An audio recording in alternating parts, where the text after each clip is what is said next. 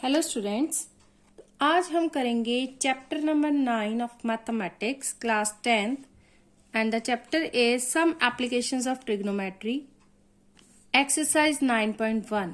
इससे पहले हमने एक्सरसाइज 9.1 के क्वेश्चन नंबर 1 एंड 2 को कंप्लीट किया था।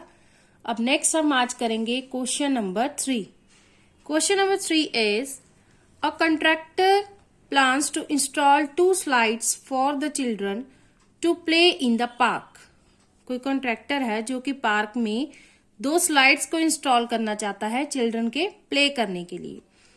For the children below the age of 5 years she prefers to have a slide whose top is at a height of 1.5 metre. वो क्या कर रहा है, उसने एज ग्रुप डिवाइड किए हैं, उसने 2 एज ग्रुप लिए हैं इस क्वेश्चन में। जो कॉन्ट्रैक्टर है उसने 5 years बिलो लिए हैं। The children below the age of 5 years she prefers to have a slide whose top is at a height of 1.5 metre. जिसका टॉप उसने लिया है 1.5 metre high and is inclined at an angle of 30 degree. और ground से to the ground से उसका जो angle है वो 30 डिग्री बन रहा है स्लाइड का। Whereas for elder children she wants to have a steep slide at a height of 3 metre and inclined at an angle of 60 degree to the ground. और जो एज ग्रुप उसने ली है Elder children की, उसमें वो चाहता है कि वो एक स्टीप स्लाइड बनाए जिसकी हाइट क्या हो 3 मीटर। मतलब जो एज ग्रुप 5 years है उससे थोड़ी सी वो ऊंची स्लाइड बना रहा है। उसके लिए उसने 3 metre height and incline an angle of 60 degree to the ground. और ग्राउंड से उसने एंगल लिया है 60 degree. What should be the length of the slide in each case. Each case means इसमें 2 केस बन रहे हैं। एक तो है एज ग्रुप बिलो 5 years के लिए और दूसरा है एल्डर चिल्ड्रन के लिए। और इस क्वेश्चन के हम 2 पार्ट्स में इसको सॉल्व करेंगे। फर्स्ट हम सॉल्व करेंगे for below age of 5 years and second हम करेंगे फॉर एल्डर चिल्ड्रन। तो फर्स्ट हम सोल्यूशन स्टार्ट करते हैं for children below 5 years। 5 years के लिए हम क्या करेंगे, इसकी पहले पिक्चर ड्रॉ करेंगे।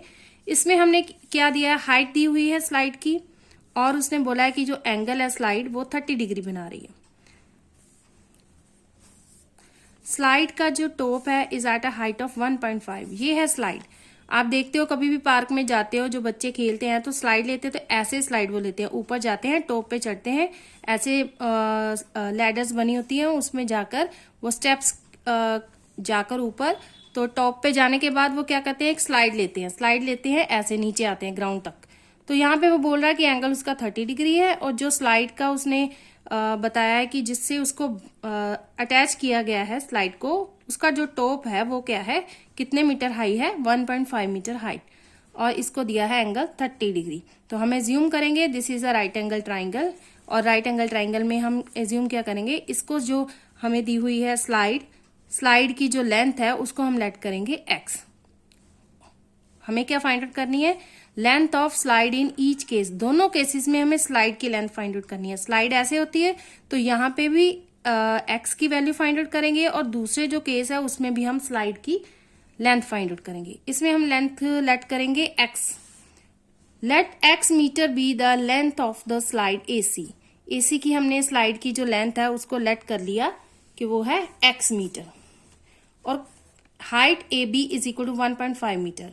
जो हाइट हमें दी है वो कितनी दी है, 1.5 मीटर। अब नेक्स्ट आ जाएंगे हम ट्राइंगल पर। In triangle ABC angle C is equal to 90 degree. Sum को सॉल्व करने का, ऐसे सम जो हमें दिए जाते हैं इस चैप्टर में स्टेटमेंट वाले, जो कि राइट एंगल ट्राइंगल्स होती हैं और 2-3 चीजें दी होती हैं और 1 फाइंड आउट करनी होती है, या एंगल दिया हो या एक साइड दी हो और दूसरी साइड फाइंड आउट करने के लिए कहा गया हो, तो सबसे अच्छा तरीका यही है कि आप क्या करो कि जो चीज आपको फाइंड आउट करनी है उसको आप ऊपर लिखो। ऊपर लिखकर नीचे आपको जो दिया है उसको लिखो और उसकी रेशियो फाइंड आउट करो और उसको सम को सॉल्व करो। यही इसका बेटर तरीका है सम को सॉल्व करने का, क्योंकि ये आसान है और आपको सभी सम में अगर आप यही यूज करते हो मेथड, तो सम को आप मतलब रेशियो बनाने में आपको मुश्किल नहीं आएगी सम में। तो इस सम में हम लेंगे first of all AC side हम ऊपर रखेंगे और AB साइड नीचे रखेंगे। जो चीज फाइंड आउट करनी है उसको हम ऊपर रखेंगे। AB रेशो हम बनाएंगे। सबसे पहले है AC ओवर AB हमें गिवन है। AC क्या है, हाइपोटेन्यूज, AB क्या है, हाइट। अब जब हम रेशियोज करते हैं तो उसमें होता है हाइट अपॉन हाइपोटेन्यूज होता है हमारे पास sine theta, height upon hypotenuse होता है साइन थीटा। लेकिन यहाँ पर क्या है, उसका रेसिप्रोकल बन रहा है जब हम सॉल्व कर रहे हैं x ओवर 1.5, ये है hypotenuse over height, hypotenuse upon height होती है हमारे पास कोसिकेंट थीटा, साइन का जो रेसिप्रोकल होता है। तो ये क्या बनेगा थीटा की जगह यहाँ पे आ जाएगा 30 डिग्री, ये आ गया हमारे पास कोसिकेंट 30 डिग्री।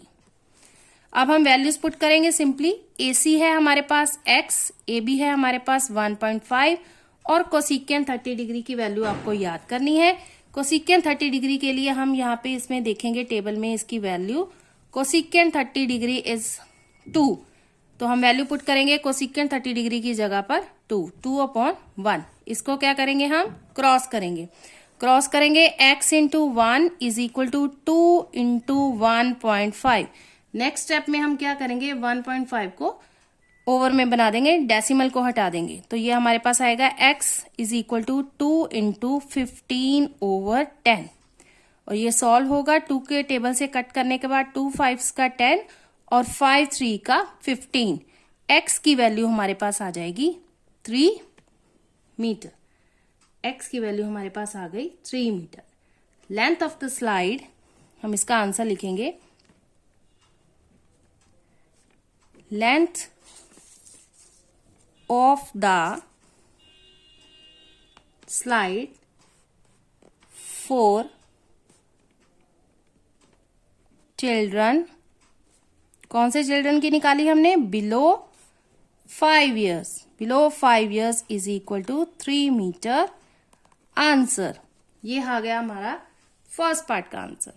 तो नेक्स्ट हम करेंगे, नेक्स्ट केस लेंगे इसका। नेक्स्ट केस है फॉर एल्डर चिल्ड्रन के लिए वो बोल रहा है कि उसने जो हाइट ली है, जहां पे जो स्ट्रिंग बांधा गया वो ली है 3 मीटर और स्ट्रिंग की हाइट हमें फाइंड आउट करनी, स्ट्रिंग की जो लेंथ है वो फाइंड आउट करनी है और स्ट्रिंग जो ग्राउंड से एंगल बना रही है वो है 60 डिग्री।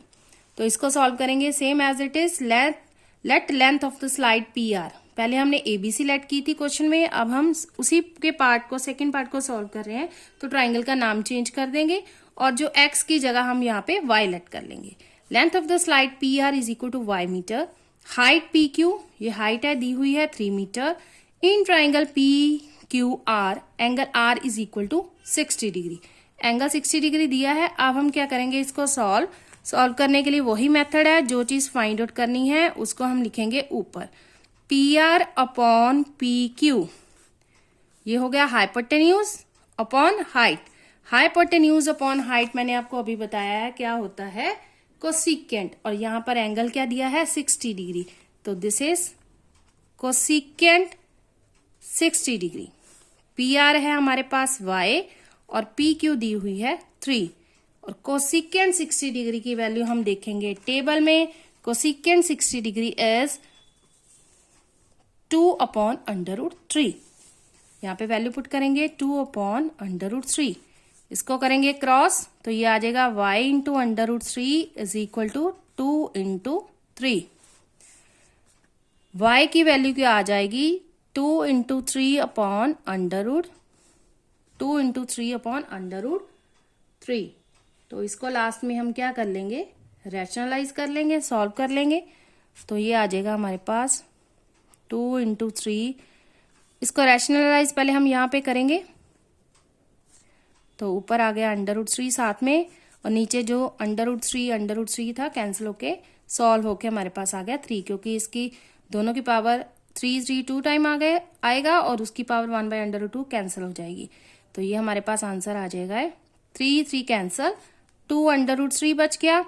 चाहे तो यहीं पे आप छोड़ सकते हो, नहीं तो आप क्या कर सकते हो, यहाँ पे √3 की वैल्यू होती है 1.732, यहाँ पे हम लिख देंगे कि √3 इज इक्वल टू 1.732, और बस इसको क्या करेंगे, मल्टीप्लाई करेंगे 2 to the 4, 3 to the 6 and 7 to the 14, और 1 यहाँ पे कैरी कर ऊपर आएगा, तो 2 और 1 आएगा, तो ये आएगा 3.464 metre.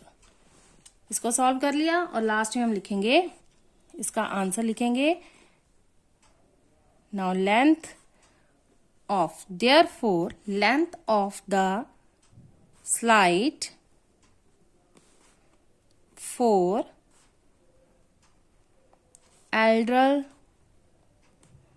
elder children is equal to 3.464 metre लिख लो, चाहे आप लिख लो 3.46 metre.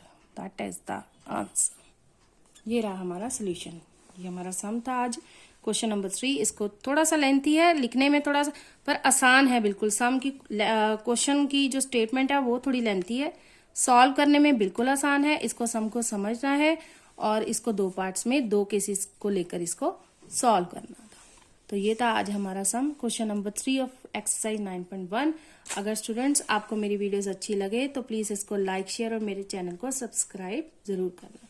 Thank you so much.